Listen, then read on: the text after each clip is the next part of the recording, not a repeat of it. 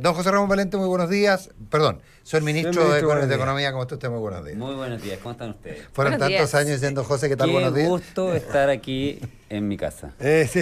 Es cierto, ministro, que el presidente Piñera no pagó ¿cómo se llama? Los derechos formativos. No, el de los derechos formativos. ¿De veras? Los derechos formativos, sí. Porque se lleva a un jugador que fue formado aquí en Duna. Sí, Un pero, crack. Pero después de 20 años de venir a Donor en Macay, yo creo que está en poder de mi pase.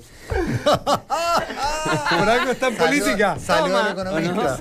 Salió el economista político. A ver, eso de Donor me está por ahí nomás, porque tiene alguna retribución. El reconocimiento público. No tangible, dice. O sea, no tangible, llegar a ser ministro de Estado. Llegar a ser ministro de Estado, gracias a nosotros. Exactamente. Bueno, una discusión que puede... No hay ningún mérito personal aquí, solo haber venido a la Puede ser muy larga la discusión, pero un gusto tener aquí al ministro de Economía, José Ramón Valente. Hay muchos temas. Ministro, ¿cuál es la diferencia entre un 1.7 y un 2.1?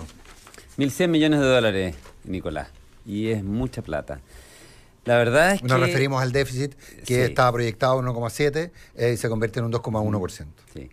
Hay que aclarar primero que el déficit efectivo, o sea, la cantidad de plata, ¿no es cierto?, que el gobierno tiene y la cantidad de plata que el gobierno gasta, no cambió. Lo que cambió, ¿no es cierto?, fue la proyección del déficit estructural, que es en el fondo cuando tú miras hacia el largo plazo y dices cuántos ingresos voy a tener proyectados y cuántos gastos voy a tener. Esa es la parte que cambió, es lo que nosotros conocemos como el déficit estructural. Ahora es lo relevante desde el punto de vista del esfuerzo hacia adelante, digamos. Lo que pasó hacia atrás respecto de la cantidad de plata que tuviste o no, se determina en la cantidad de endeudamiento que uno tuvo que hacer. Mirando hacia adelante, y uno calcula hacia adelante cuántos ingresos voy a tener, cuántos gastos ya tengo comprometidos tengo que gastar. Uno dice, bueno, mi déficit estructural, o sea, la parte que no tengo de la plata que tengo que gastar, digamos, son esta cantidad de plata, ¿no es cierto?, que son 2,1% del PIB. Se suponía que era 1,7. Estamos hablando, básicamente, ese 2,1 son 6.000 millones de dólares de déficit. O sea, más o menos, lo que tienes que tener idea es que tú dices, partiendo hoy, hay 6.000 millones de dólares que el gobierno de Chile no tiene del gasto que requiere hacer. ¿Cambió la cifra en cuanto al porcentaje del PIB? ¿Subió el gasto o bajaron los ingresos? Hubo un mal cálculo de los ingresos. Hubo un mal cálculo en el sentido de que se estaba haciendo un ajuste. El precio del cobre estuvo, ¿no es cierto?, por debajo de su nivel de largo plazo por un tiempo largo. Entonces, cuando tú calculas el déficit estructural, tú lo calculas con el precio del cobre de largo plazo. Dices, no el precio del cobre que estás teniendo, sino que el de largo plazo. Entonces, lo que hace es decir, ya, si el precio del cobre es 2 y el de largo plazo es 2,7, que es más o menos esa la cifra, entonces ya, yo subo los ingresos de largo plazo que voy a tener porque asumo que el precio del cobre en largo plazo va a estar en 2,7. Entonces, hace ese ajuste. Bueno, el precio del cobre pasó a ser 3, pasó por arriba de los ingresos de largo plazo y se siguió haciendo un ajuste al alza. Por efecto de precio. Es un error muy infantil, un error muy básico, y por lo tanto, por eso es que mucha gente ha dicho, bueno, ¿es un error o no es error? Eso te iba a preguntar, ¿es un error o no es un error? Porque además la cifra se conoce por parte del Consejo Fiscal Asesor. Así es.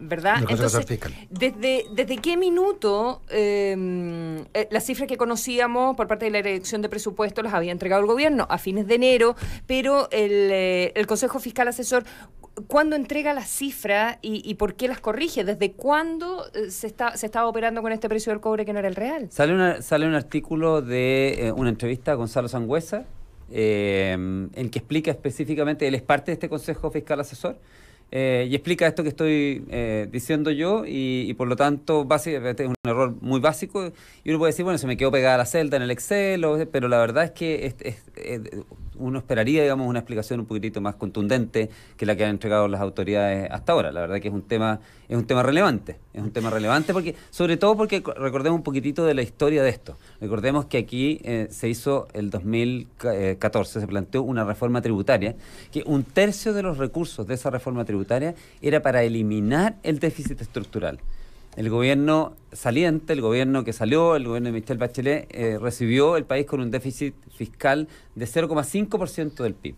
Y la reforma de impuestos, digamos, decía 1/3 de los recursos que nosotros captemos va a ser para eliminar ese déficit. Y está entregando, no solamente sin haberlo eliminado, sino que habiendo subido de 0,5 a 2,1. Cuadruplicando. Entonces yo muchas veces dije en entrevistas que me parecía raro, que nos estaban prometiendo, ¿no es cierto?, que íbamos camino a Puerto Montt, y que yo veía en cuál era la trayectoria y estábamos llegando a La Serena, digamos. Entonces partimos de Santiago a Puerto Montt, pero vía La Serena porque el déficit fiscal efectivamente subía en vez de bajar, cuando se supone que debiera estar bajando. Y finalmente, bueno, parece que lo que nos dijeron ayer es que llegamos a Antofagasta, digamos. Ministro Valente, lo que hay que hacer ahora entonces es salir a buscar financiamiento por otra parte, romper el chanchito o gastar menos y cortar algunos proyectos, porque la cosa no da, alguna de las tres alternativas hay que usar. Sí, mira, el ministro de Hacienda, este es un tema del ministro de Hacienda, ¿no es cierto? Sí. Y por lo tanto, tampoco quiero meterme, digamos, en las cosas que le corresponden a él. Después lo pueden acusar de comentarista. El ministro de Hacienda, si ya alguien me acusó, digamos, de que tenía delirio de analista, así que el ministro de Hacienda anunció que estaba preparando un paquete de ajuste o de austeridad. Ese se refiere básicamente a austeridad al interior del sector público. Puso el ejemplo de los autos con 180.000 kilómetros. No se trata, ¿no es cierto?, aquí ni de cortar programas sociales, ni se trata tampoco de que los chilenos se tengan que apretar el cinturón. La idea, ¿no es cierto?, de este gobierno es muy clara de que haya un notorio cambio en la calidad de vida de los chilenos entre el marzo de este año y marzo del 2022, cuando se entregue el gobierno. Y por lo tanto, los esfuerzos tienen que estar por austeridad al interior, austeridad de nosotros, ¿no es cierto?, los empleados públicos, austeridad, ¿no es cierto?, al interior del gobierno, y buscar redoblar los esfuerzos por hacer que esta economía crezca más. Porque recordemos que al final una forma de compensar los menores ingresos de los cuales pensábamos que teníamos es crecer más y por lo tanto a llegar más recursos. Y eso sí es parte de sus competencias. Y eso es parte de nuestras competencias, por supuesto, digamos. Sobre todo desde el punto de vista del Ministerio de Economía. Por eso me refiero. Estamos en el tema, ¿no es cierto?, de generar un boom de inversiones. Queremos que eso ocurra, queremos hacer que Chile sea un país mucho más atractivo para invertir, para que la gente realmente tenga interés en ocupar sus talentos, su tiempo y su capital en este país. Queremos relanzar en ese sentido a Chile como una plaza atractiva para invertir y obviamente esperamos que el efecto inmediato de eso, digamos, sea generación de empleos de calidad, que han sido muy escasos en estos últimos 4 años, y obviamente aportar por la vía de la inversión al crecimiento. Ahora, pero hay un desafío para ustedes, que es el desafío de la reactivación. Y hay varios caminos para reactivar, y uno de ellos es la inversión pública. O programas de fomento, etcétera. En ese sentido, me da la impresión que un interés, una partida que eventualmente se reduciría sin duda, sería una de ese tipo. Desde su perspectiva como ministro de Economía, ¿cómo lo afecta? Mira, Nicolás, en la inversión, el 80% de la inversión que realiza Chile es inversión privada. Y por lo tanto, si bien hay que hacer esfuerzos de inversión pública, sobre todo por el lado de concesiones, y eso el ministro Juan Andrés Fontel lo tiene muy claro, digamos, está trabajando en eso. Nuestra labor desde el Ministerio de Economía es preocuparnos de ese otro 80%, ¿no es cierto?, que es inversión privada. Y que se den las condiciones como para que empresarios locales e internacionales vean en Chile oportunidades atractivas. Yo estoy convencido que Chile es un país de muchas oportunidades. Pero un país con déficit, con riesgo de caída de clasificación, no es un país que se convierte en atractivo. Bueno, la clasificación, sobre todo respecto al costo de endeudarse. Por eso que las señales que va a dar, ¿no es cierto?, Felipe Larraín, desde el punto de vista de Hacienda, van a ser señales consistentes con que este gobierno va a ir, ¿no es cierto?, cerrando esos déficits, como lo hizo en el primer gobierno, el mismo fue ministro de Hacienda también, cerrando esos déficits. Partió ese gobierno, el gobierno pasado, el presidente Piñera, con un 3,1% de déficit. Acuerda que veníamos de la crisis financiera del 2009, donde había habido que hacer un programa importante de gasto. Bueno, eso nos había llevado a niveles de déficit más o menos importantes. Una comisión Corvo, se estableció que era 3,1% el déficit estructural en ese momento y se entregó el gobierno con 0,5%. O sea, ya hay, ¿no es cierto?, tiene los pergaminos el ministro Larraín como para haber mostrado que ante una situación adversa logró, con una economía creciendo, más de 5% al año, aún así, ¿no es cierto?, cerrar el déficit, no completamente, pero cerrar una brecha muy importante. Y en ese sentido, ¿no es cierto?, yo creo que le da credibilidad y por lo mismo los inversionistas extranjeros, los analistas extranjeros como las clasificadoras de riesgo, digamos, debieran estar confiados de que por ese lado, ¿no es cierto?, este gobierno no se va a caer. Va a haber responsabilidad fiscal y por lo tanto debiéramos, ¿no es cierto?, pensar en que esa parte de la ecuación al menos debiera darle confianza al resto del mundo. La ecuación que me toca a mí como ministro de Economía es efectivamente hacer atractiva la venida de capitales desde el exterior y, ¿no es cierto?, los capitales que hay en Chile para que generen inversiones. Pero capitales no es inversión, no gente que venga a comprar compañías porque tengan valor interesante, digamos. Todo es relevante, Nicolás. Todo es relevante. Yo creo que hay efectivamente una falsa dicotomía entre las dos cosas. Porque cuando viene un extranjero y se compra una compañía aquí en Chile, lo que hace es liberar recursos de un inversionista chileno para que pueda hacer otras inversiones. Esas platas no quedan muertas, no desaparecen, digamos. Entonces, la verdad es que todo es relevante. Si hay un inversionista extranjero que encuentra atractiva una economía, una empresa chilena y esa empresa chilena se vende a un inversionista extranjero, puede ser que se genere mucho valor igual. Porque ese inversionista extranjero trae a lo mejor nuevas tecnologías, lo hace mejor, es más eficiente, nos puede lanzar al mundo y además porque libera esos recursos para que el inversionista local haga otras cosas y emprenda en otro tipo de cosas. Así que fantástico si viene inversión extranjera directa, que a lo que tú te estabas refiriendo, que es nuevos proyectos, y buenísimo si vienen también a comprar compañías porque sí, son emprendimientos que han hecho chilenos y que te lo están valorando. Las compañías, ¿no es cierto?, que tú dices de un chileno es porque eso no existía, se creó una compañía, se le generó valor, viene alguien que la encuentra interesante afuera, la compra y liberas esos recursos. Ahora, en ese sentido de crear las condiciones, me imagino que también juega un rol importante el régimen tributario y en ese sentido, ¿cuáles son qué está planteando o recordarlo también sí. o si también en este contexto de mayor déficit vamos a tener una reforma tributaria que vaya incluso más en la línea de lo propuesto en el programa de gobierno para facilitar las inversiones? No, el programa de gobierno es claro en eso, Consuelo, y dice, ¿no es cierto?, que se va a haber una disminución de impuestos a impuestos corporativos a las empresas del 27 al 25%.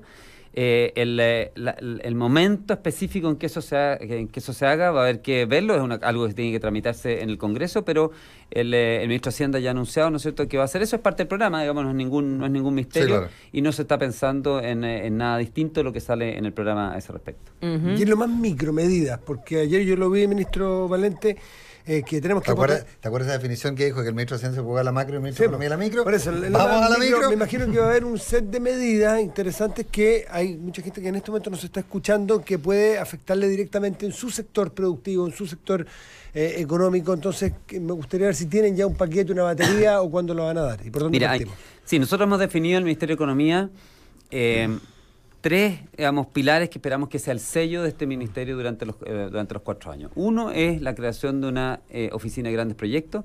Esta es una idea que es bastante transversal, una idea que ha estado, ¿no es cierto?, presente desde, ¿no es cierto?, el expresidente Lagos hasta la candidatura de Alejandro Guillé y también el programa de Sebastián Piñera. Y la idea de eso es que tú tengas, ¿no es cierto?, un comité de bienvenida cuando alguien quiere hacer una inversión de grandes envergaduras. Porque hoy día tenemos un nivel de permisos y una complejidad en los permisos para aprobar grandes proyectos que es muy grande. De hecho, la OCDE nos acaba de clasificar como el país más complicado desde el punto de vista de permisos de todos los países de la OCDE.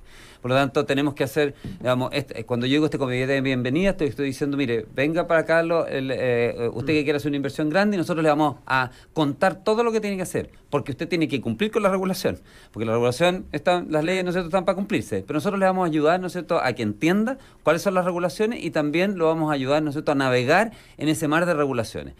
Esa oficina de grandes proyectos tiene ese objetivo número 1 y el segundo objetivo es estudiar qué formas podemos, ¿no es cierto?, y tenemos para ocupar los mejores estándares de otros países dentro del contexto de la OCDE para reducir esa cantidad de permisos, acotarlo, ¿no es cierto?, y hacer que sea un poquitito más fácil de sacarlo, sin reducir los estándares. Aquí no se trata, ¿no es cierto?, de reducir los estándares, hemos dicho ya casi hasta el cansancio, uno se